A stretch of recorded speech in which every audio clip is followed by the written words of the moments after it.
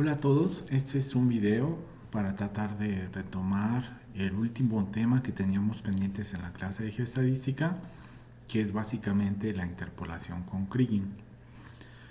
Lo que voy a hacer en esta clase, en este video, es hacer un repaso muy rápido de lo que hemos visto en, en, en clase hasta ahora, y por último les voy a mostrar cómo hacer una interpolación usando Kriging, que es lo que es necesario para evaluar su tercer parcial. Eh, entonces, vamos a ver. Hemos hablado de qué es la interpolación, que es básicamente tomar muestras y a partir de que se toman esas muestras, nosotros eh, creamos un mapa de contornos o una rejilla de datos o raster, como se conoce, con diferentes valores para cada uno de los píxeles que se encuentran del dominio de interés. ¿Cómo rellenamos esos valores? Es lo que conocemos como interpolación. Y hay muchas formas de hacerlo. En el curso lo que hemos visto es el método de inverso por la distancia y vamos a ver el método de Kriging. Para esto hablamos de la importancia del muestreo. Dijimos que para que yo pueda interpolar, el muestreo tiene que ser adecuado. Si yo no tengo suficiente cantidad de muestras, yo no puedo interpolar. Es posible que no se pueda interpolar. Ahora, hablamos de que cuál es la cantidad ideal de muestras, pues depende de cómo es la variabilidad espacial del campo que yo estoy muestreando.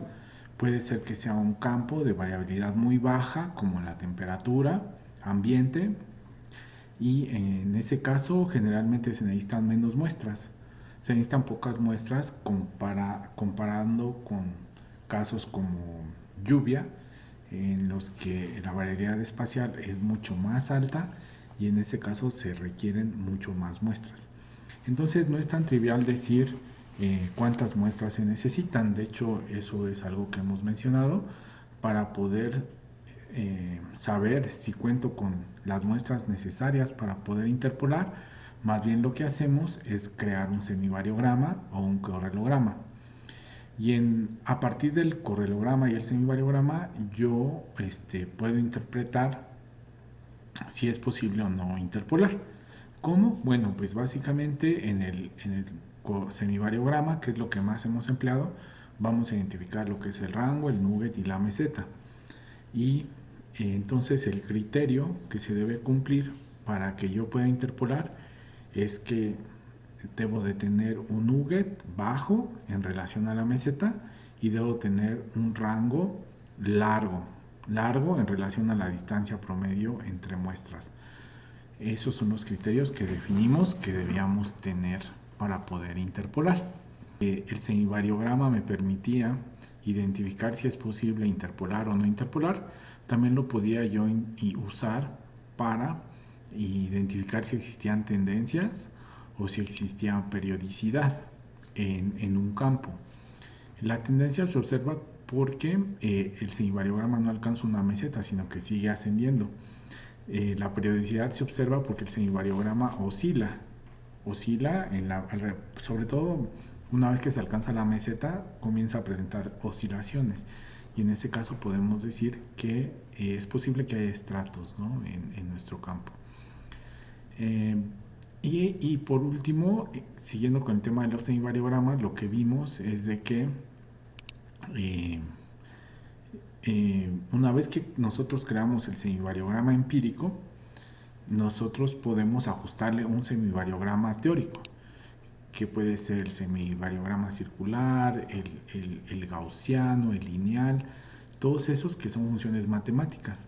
Y entonces eso es importante porque yo tengo entonces una forma de simular el semivariograma empírico a partir ya de un modelo matemático, y entonces yo ya puedo conocer la semivarianza para cualquier distancia, lo cual es indispensable para que yo aplique Kriging, ¿ok?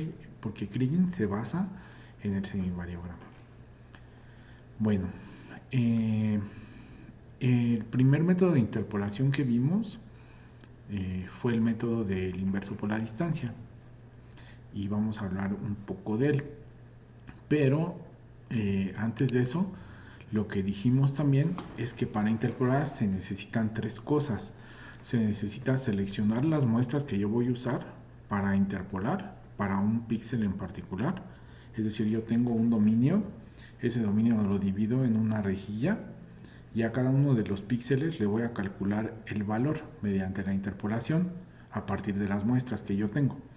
¿Cómo hago eso? Bueno, primero tengo que seleccionar qué muestras voy a ocupar.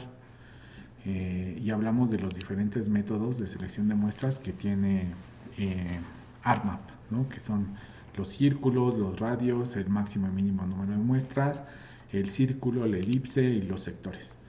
Esas son las formas en las que yo puedo seleccionar muestras. Bueno, el segundo tema que está involucrado en una interpolación es cómo, ya una vez que yo tengo todas esas muestras, cómo las voy a combinar para calcular el valor del píxel que me interesa. Y generalmente lo que se hace es un promedio de esas muestras. Es lo más razonable. Generalmente es la primera idea que uno tiene, ¿no?, cuando va a interpolar. Entonces se pueden promediar, pero además también hay otro criterio que es importante tomar en consideración.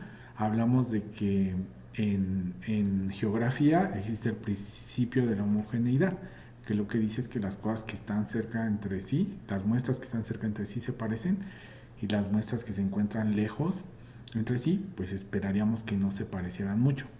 Entonces eso yo también lo puedo usar a la hora de interpolar, porque puedo decir que el valor que yo voy a interpolar eh, para un píxel, yo voy a preferir que se parezca más al de una muestra que se encuentra cerca que al de una muestra que se encuentra lejos, ¿no?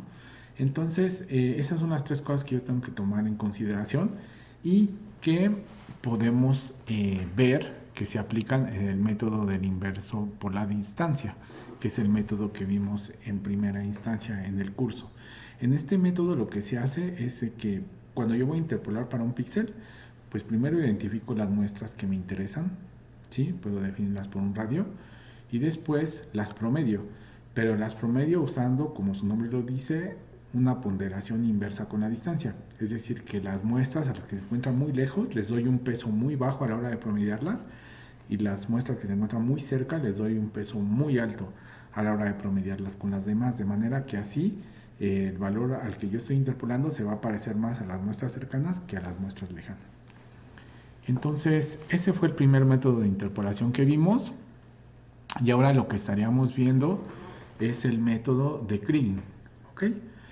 Y Kriging es un método un poco más complicado de lo que, que el inverso de la distancia.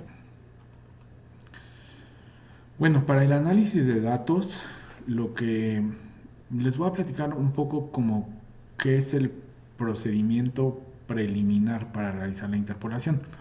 Digamos que yo tengo mis datos, esta sería la ubicación de mis datos.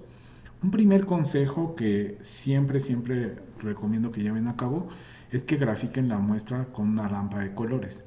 De esa manera ustedes van a poder ver más claramente si existe o no existe una tendencia en su campo, dónde se presentan los valores más altos, dónde los más bajos, y eso generalmente nos puede nos puede ayudar a tomar decisiones en relación a Kriging. Entonces ese sería un primer paso. Un segundo paso que tenemos que hacer en la interpolación con Kriging es que debemos analizar cómo se encuentran distribuidos los valores de las muestras. Kriging fue diseñado como un método de interpolación que supone que todas las muestras están distribuidas de forma gaussiana o normal, ¿no? Si yo graficara todas las muestras su frecuencia, deberían tener esta forma gaussiana. Sin embargo, no siempre ocurre eso. Casi la gran mayoría de las variables tienen este comportamiento normal o gaussiano, pero puede ocurrir que no pase eso, ¿no? Es el caso, por ejemplo, una vez más de los campos de lluvia. Si ustedes piensan, la gran mayoría de los días no llueve, entonces vamos a tener una muy alta frecuencia de ceros en la lluvia y vamos a tener muy poquitos valores extremos. En este caso, si hiciéramos el histograma, se vería así. se vería sesgado a la izquierda, es decir, una frecuencia muy alta de valores nulos o ceros y después muy poca frecuencia de valores extremos. Son esos eventos de lluvia que son muy altos. Cuando yo tengo una variable que está así, no la puedo interpolar con Kriging en principio, porque como les dije, Kriging asume que la distribución de las muestras es gaussiana, pero puedo usar un truco matemático un truco que me permita transformar los datos, pasarlos a gaussianos. ¿Ok? ¿Cómo podemos hacer eso? Bueno, existen varias funciones matemáticas que me pueden permitir hacer esa transformación. Una es simplemente aplicarles el logaritmo a los datos y de esa forma yo podría pasar de una distribución así a una distribución así. Hay otro método que se conoce como Box-Cox, hay otro que se conoce como el arcoseno y hay otro método que se conoce como Normal Score. Y todos estos vienen integrados en ARMAP, así que ustedes solamente tienen que seleccionarlos y aplicarlos. Este, por ejemplo, es el método de Box-Cox. Aquí lo vemos en este caso aplicado a estos ejemplos que vienen aquí. Esta es una distribución que está sesgada a la izquierda, no presenta una distribución normal de estos datos. Y a la hora que le aplicamos esta transformación Box-Cox, vemos que logramos que se normalice y tiene ya esta forma de campana normal. Y entonces, en ese caso, yo ya podría interpolar. ¿Sí? Entonces, es un truco matemático. Ahora bien, sí, miren, eso es lo que tenemos que evitar, ¿no? O sea, si tenemos distribuciones así como esta, que es bimodal, que no se ve muy claramente una distribución gaussiana, tenemos que transformarla a una distribución gaussiana y entonces sí podemos proceder a la interpolación. Y ARMAP trae una herramienta para hacer histogramas de frecuencia, para hacer estos gráficos y para aplicar las transformaciones. Entonces lo que nosotros tenemos que hacer es jugar con las transformaciones que vienen para tratar de lograr una distribución gaussiana y lo vamos a ver en el ejercicio al final de la clase. Bueno, la otra herramienta que viene en ARMAP y que también se recomienda hacer es realizar el mapa de Voronoi. El mapa de Voronoi lo que hace es que para todas mis muestras les asigna un polígono de influencia, se le llama, ¿no? ¿Cómo crea estos polígonos? Bueno, básicamente traza una línea entre cada una de las muestras y después traza una bisectriz para cada una de esas líneas y esa bisectriz se intersecta con las de las otras muestras y va formando un polígono, de manera que esos polígonos van a depender de cómo está distribuidas las muestras. Si yo tengo muestras muy cercanas entre sí, como ocurre aquí, entonces aquí es posible ver que los polígonos son muy chiquitos. ¿Por qué? Porque las muestras están muy cercanas entre sí, las bisectrices están muy cercanas entre sí y alcanza a dibujar un polígono muy pequeñito. Es decir, polígonos pequeñitos me van a estar diciendo que hay muestras muy aglomeradas. En este caso de acá vemos que los polígonos se vuelven más grandes. ¿Por qué? Pues porque las muestras están más separadas entre sí. Entonces el mapa de Voronoi me va a decir dos cosas. Por una parte me va a decir qué tan homogéneo es el muestreo. Si el muestreo es homogéneo, eso quiere decir que los polígonos van a ser todos de un tamaño similar. Si los polígonos son muy heterogéneos, hay muy chiquitos, pero a la vez también hay unos muy grandes, entonces estamos hablando de que el muestreo no fue muy regular, está mal distribuido el muestreo. Y la otra cosa que me puede ayudar a conocer el mapa de Voronoi es de que en ARMAP yo puedo dibujar los valores de las muestras en colores.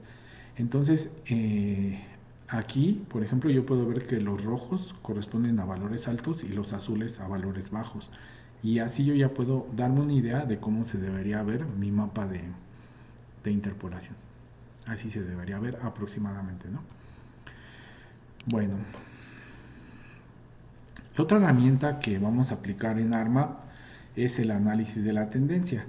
Les había yo comentado desde que estuvimos platicando de semivariogramas que si el semivariograma muestra una tendencia, es decir, que no alcanza una meseta y se estabiliza, sino que sigue ascendiendo, entonces hay tendencia y entonces no deberíamos interpolar.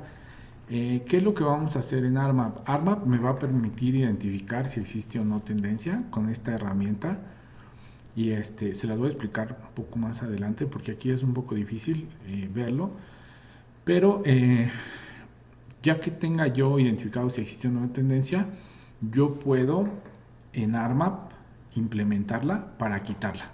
Entonces mi semivariograma ya no va a seguir ascendiendo, sino que va a llegar, lo voy a forzar a que alcance una meseta, ¿sí? Y entonces yo ya voy a poder interpolar. Es un poco como el truco de las transformaciones, ¿no? Yo aplico un truco para quitarle para forzarlo a que tenga una distribución gaussiana con las transformaciones. En este caso, primero voy a inspeccionar los datos. Y si existe una tendencia, vamos a aplicar un truco para quitarle la tendencia y así poder interpolar. Bueno, les voy a mostrar también la herramienta que viene en ARMAP de cómo se puede analizar la estructura espacial de los datos con base en el semivariograma que se crea. Es una herramienta bastante útil cuando se encuentran datos que son erróneos o que son outliers y me crean una nube que es atípica. Entonces en ese caso es cuando se puede usar esta herramienta. Bueno, entonces ya hemos estado hablando de Kriging. Este es un método de interpolación muy viejo, es por ahí de los 60, hay gente que habla desde los 20, que ya se aplicaba. Como siempre, los países se pelean muchas veces por ver a quién le dan el mérito de esta creación, pero pues al final de cuentas se lo dieron a Krieg y se habla que fue por ahí de los 60, ¿no? Que se diseñó y se aplicó para minería. Es un método muy popular, es un método que es aceptado en ciencias de la Tierra y es un método que se considera científico. Entonces, ustedes lo pueden aplicar en cualquier disciplina dentro de ciencias de la Tierra. Si lo aplican bien, pues va a poder ser aceptado. Se los deberían aceptar como un método riguroso, ¿no? A diferencia del inverso de la distancia, que es un método más empírico, mucho más simplista. Kriging se basa en el semivariograma o en la semivarianza y por lo tanto es un método más confiable. Bueno, no voy a hablar mucho de cómo se calcula o cómo se hace el cálculo de una interpolación con Kriging, pero se trata más que nada de conocer diferentes pesos para la semivarianza a partir de optimizar y resolver un sistema de ecuaciones lineales. Y con estos pesos yo procedo una vez más a realizar una interpolación o un promedio ponderado de las muestras que me permita conocer el valor que yo quiero interpolar. Aquí el gran tema, a diferencia del inverso de la distancia, es que los pesos van a ser función de la semivarianza y es lo que les da el fundamento científico a Kriging, que los pesos son función de la semivarianza, a diferencia del inverso de la distancia, en el que nada más depende de la distancia, pero la función o la forma de variación es muy arbitraria, ¿no? Aquí no, aquí la forma de variación de los pesos va a depender de la forma que tiene el semivariograma. Si el semivariograma es muy suave, quiere decir que la variabilidad espacial es muy suave, y entonces los pesos van a tener una configuración diferente de si la variabilidad espacial es muy abrupta. Entonces, esa es la gran ventaja de este método. Bueno, entonces, en pocas palabras, resumiendo lo que tenemos que hacer, para aplicar Kriging, vamos a explorar los datos, a ver si existen o no tendencias, a forzar que exista una distribución normal. Vamos a calcular el semivariograma empírico y el teórico. Y bueno, vamos a aplicar Kriging para poder realizar la interpolación. Por último, vamos a hablar de errores y pues se va a generar el mapa de interpolación. Entonces, voy a hacer el ejercicio a continuación.